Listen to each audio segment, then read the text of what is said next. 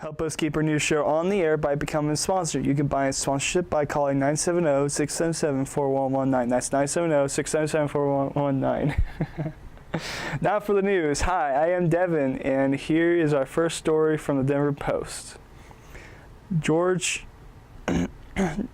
H.W. Bush saluted with praise, humor. George H.W. Bush was celebrated with high praise and loving humor Wednesday as the nation bade farewell to the man who was America's 41st president and the last to fight for the U.S. in wartime. Three former presidents looked on at Washington National Cathedral as a fourth George W. Bush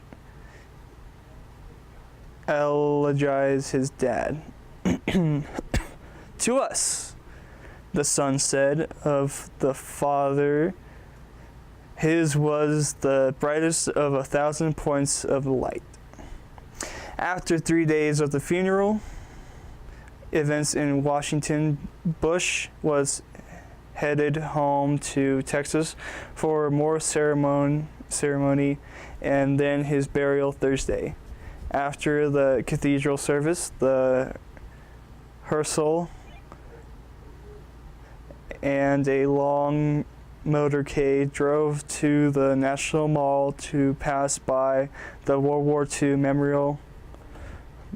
memorial, a nod to the late president's service as a World War II Navy pilot, then arrived at Joint Base Andrews.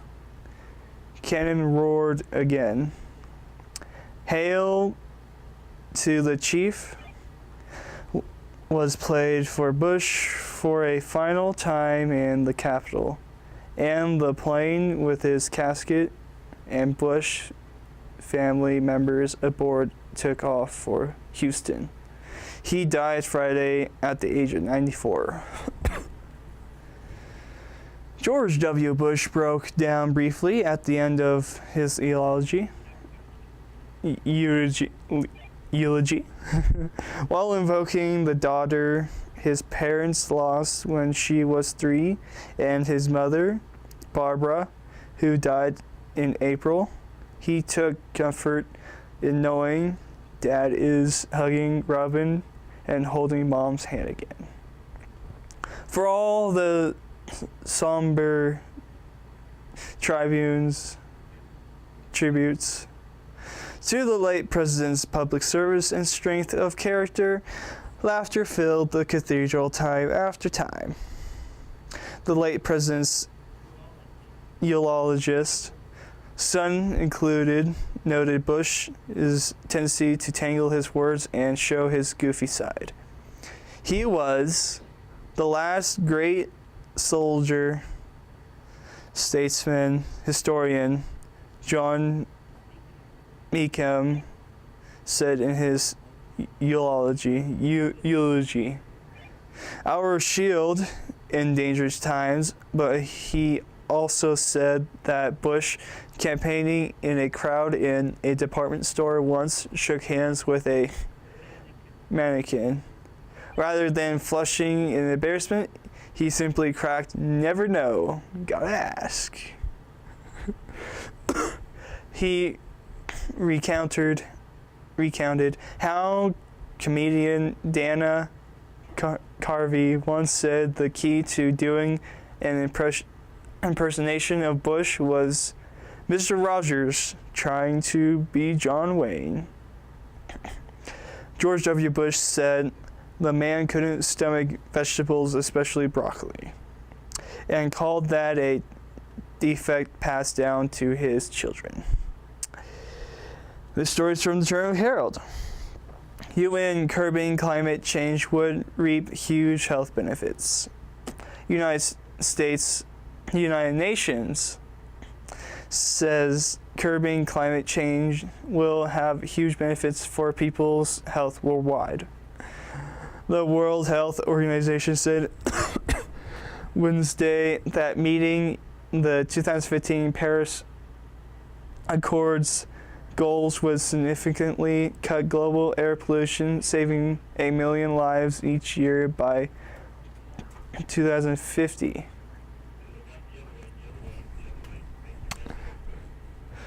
Fossil fuels that produce air pollution, such as coal, gasoline, and wood, are also major sources of greenhouse gases emissions. In a report released at the UN Climate Summit in Poland, WHO said the savings on health expenditure will far outweigh the cost of tackling global warming. WHO said climate change will also affect drinking water supplies, the level of nutrients in staple foods such as rice, and the likelihood of a natural disaster. While measures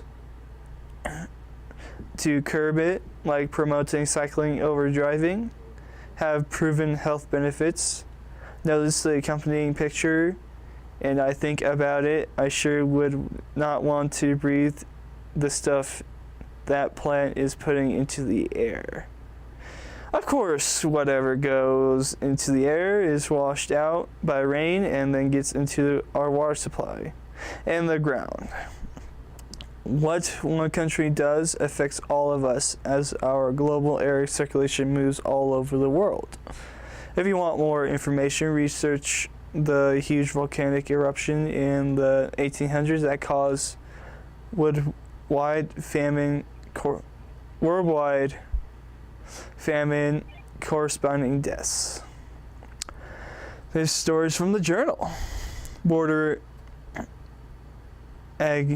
augmented arrested for murder of 5 women.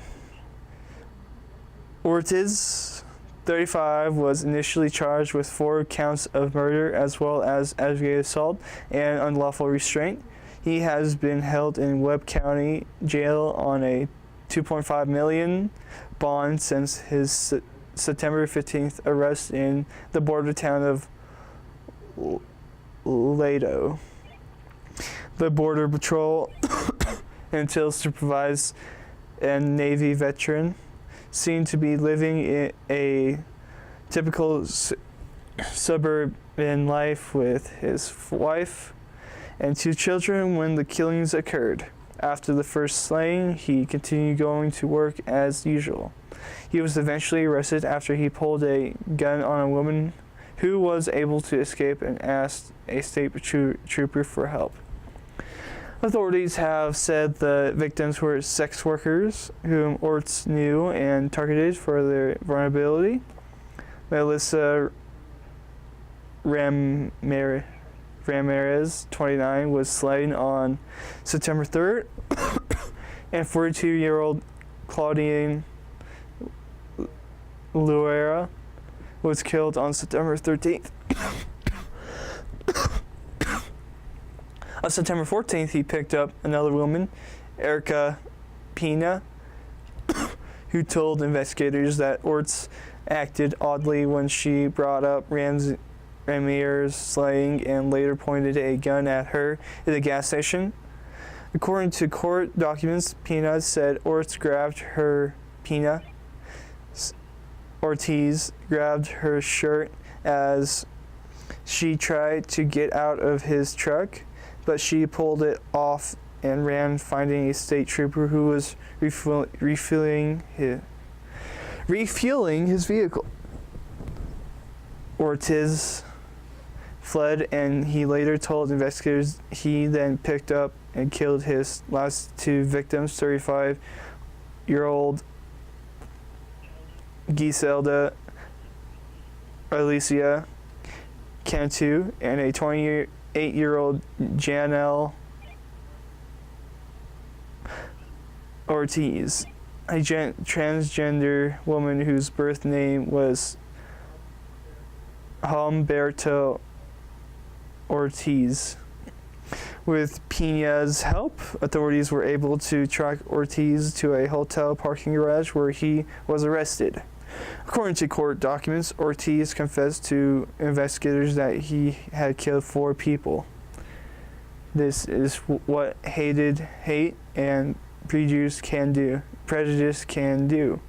It isn't just the murder women whose lives are impacted, but the agent, his wife and children, their families, and the families of the murdered women. And what a total waste. Next up is another story from the Journal.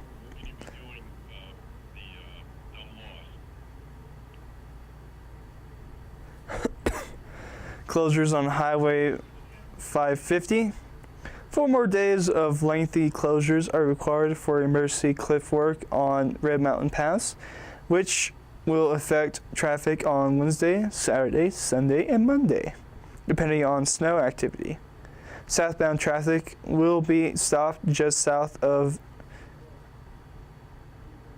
Ouray near the Bear Creek Scenic Overlook, and northbound traffic will be stopped at Ironton.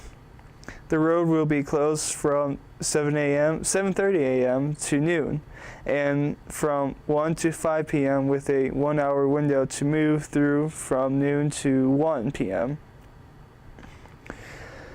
The breaking in weather on those days will allow the Colorado Department of Transportation to complete the project that will reduce the potential for rocks falling onto the road, said CDOT project manager Jeff Reichel in a new release.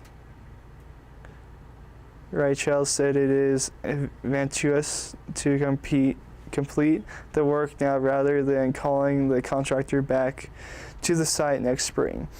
All dates are subjected to inclement weather, which could postpone work until the next available clear weather day. Crew and repairing the drape net that hangs on the face of the cliff wall that traps falling rocks. Now for dumb laws with Dan.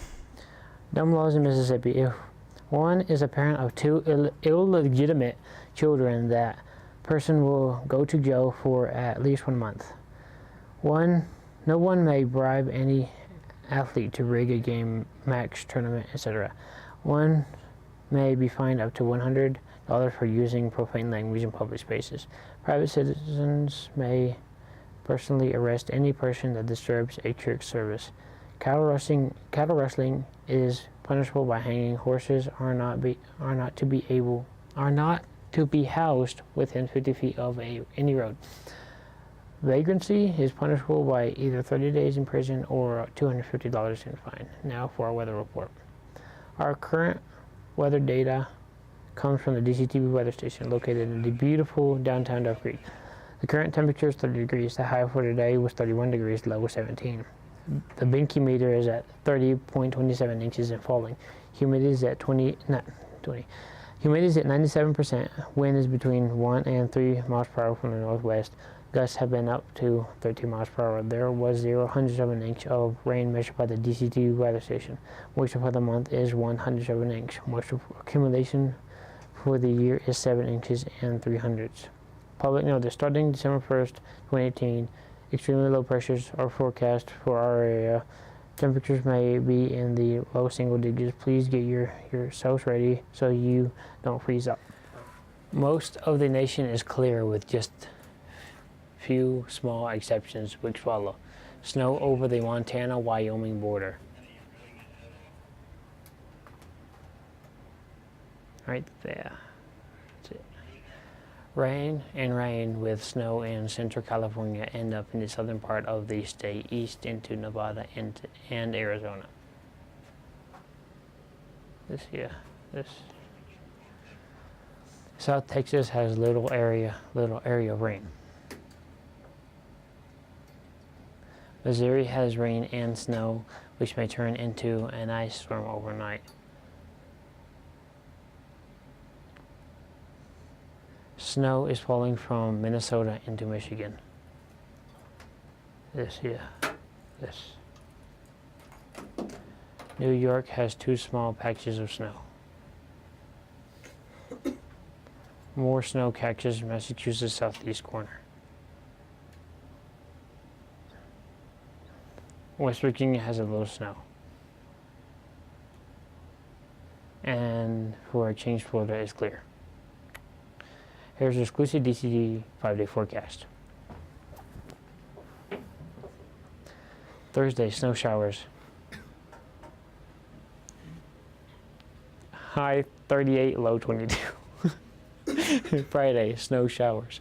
High 38, low 22. Saturday, mostly sunny. High 37, low 18. Sunday, mostly sunny. High 37, low 17. Monday, partly sunny. High 39, low 21. We present you with the snow tail, which will give you the amount of snowpack in the mountains. We hope it will be helpful to our farmers. Statewide, the snowpack is at 118%. So, here is the Southwest that has 80%. And the upper Rio Grande is at 88%. And now the CO2 report. Carbon dioxide is considered a greenhouse gas and is one of the principal causes of climate change. CO2 traps heat in the atmosphere, which causes climate instability. This results in significant variations worldwide of moisture and hot and cold temperatures, but the general climate trend is that the planet is slowly warming. Therefore, it is important that we report the CO2 weekly change. The following are the CO2 numbers in parts per million. Last week, 408.38. 2 weeks ago, 408.60. Last year, 406.27. 10 years ago, 384.48. 50 years ago, 322.84. Thank you, Dr. Peter Haynes of the National Oceanographic and Atmospheric Administration and Michael McGee of the CO2 Earth website for providing this information.